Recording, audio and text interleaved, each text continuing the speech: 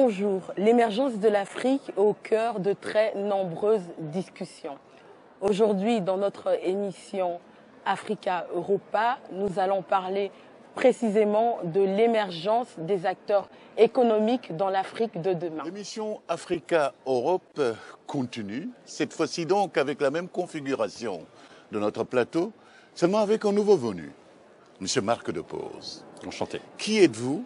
Que faites-vous? Et quel est ce lien avec cette émission ou bien avec quelqu'un de ce plateau, s'il vous plaît?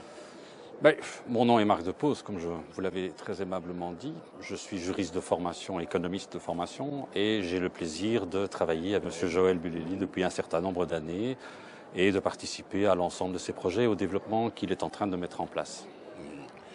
On parle beaucoup de cette structuration des entreprises de M. Joël Bulelli, Oui. de ce qu'on appelle le OneCoin. Est-ce que vous travaillez un peu dans ce sens de structuration? Et qu'est-ce que c'est que cette économie structurale que vous voulez mettre sur place? Si vous voulez, le OneCoin est simplement un outil. Il ne faut pas se tromper. Le OneCoin, c'est une monnaie cryptogramme, c'est une monnaie née dans l'Internet, dans un secteur donné et par rapport à un groupe donné. Mais je dirais que la virtualisation de l'économie et du OneCoin, elle est valable pour n'importe quelle monnaie. Votre monnaie à vous, que ce soit en euros, vous payerez dans la zone euro vis-à-vis de gens qui acceptent l'euro. Et depuis Bretton Woods et la rupture avec la parité à l'or, je dirais que toutes les monnaies sont devenues quasiment virtuelles. Sous cet angle-là, ce qui est important, c'est que, en réalité, l'émergence de ces monnaies deviennent des instruments complémentaires qui permettent d'accompagner, je dirais, d'affiner et de relancer des économies dans l'économie. Elle n'a pas pour volonté de remplacer l'argent officiel, elle n'a pas pour volonté de commencer à mettre en place un système universel, c'est simplement un outil qui doit permettre, je dirais, de développer précisément une communauté donnée, de fonctionner petit à petit, de grandir petit à petit, et de permettre, je dirais, l'émergence d'une économie qui va faire ses pas petit à petit, qui va grimper, qui va grandir, qui va grossir. L'idée est de fluidifier, de fluctuer, de donner plus d'aisance, de donner plus de souplesse à un certain segment de l'économie. Justement, en tant que juriste, vous ne pensez pas que quand même, pour des économies aussi, on peut dire, faibles, entre guillemets, comme les économies africaines avec lesquelles vous travaillez beaucoup, Oui. est-ce que ces pays sont prêts à intégrer la monnaie, donc le OneCoin par exemple? Je le pense. Et précisément parce que ces pays ont effectivement des économies qui ont parfois difficile à faire leur place. Elles n'en restent pas moins, je dirais, partie prenante de l'économie mondiale. Ça veut dire qu'elles en subissent de plein fouet toutes les variations, toutes les tensions, qu'elles soient politiques, qu'elles soient économiques, qu'elles soient financières, et elles n'ont pas les moyens de se défendre.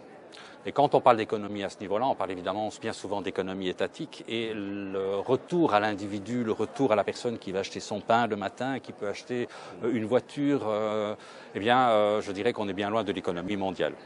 Et dans cette économie de tous les jours, au contraire, je pense que le OneCoin ou n'importe quelle autre monnaie, entendons-nous bien, le OneCoin a des spécificités sur lesquelles on reviendra peut-être, mais il mériterait une émission à lui tout seul, tellement il est quand même complet. Mais en réalité, la monnaie virtuelle a, je dirais, ces caractéristiques de pouvoir être à la mesure d'entités plus étroites.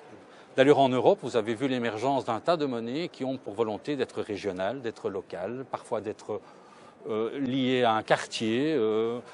Qu'est-ce qu'elles traduisent fondamentalement? Elles traduisent simplement la nécessité de pouvoir, dans un système d'échange qui se veut ne pas être purement financier, être un outil de définition, un outil, une unité.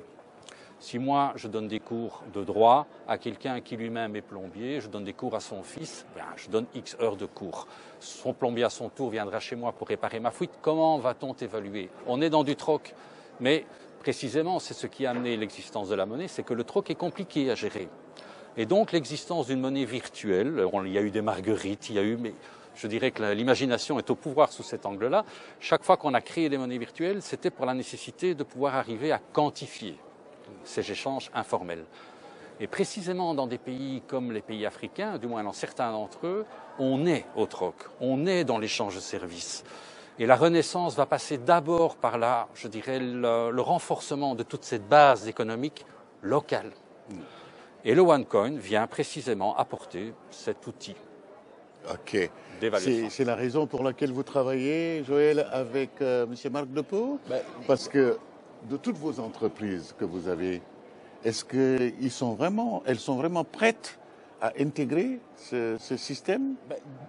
Déjà, pour répondre, avec Marc Depose, c'est pas compliqué de travailler. Donc, on travaille ensemble depuis de nombreuses années. Donc, on a, j'ai envie de dire, développé une complicité. Donc, il n'y a pas de souci de ce point de vue-là. Mais ici, au niveau du projet du OneCount, c'est vrai que M. Marc Depose s'est attelé justement à rencontrer un peu plus la communauté OneCount, parce que nous avons pensé qu'à l'heure actuelle, cette communauté qui est composée d'à peu près 3 millions d'individus pourrait être intéressante pour soutenir l'économie au niveau du Congo.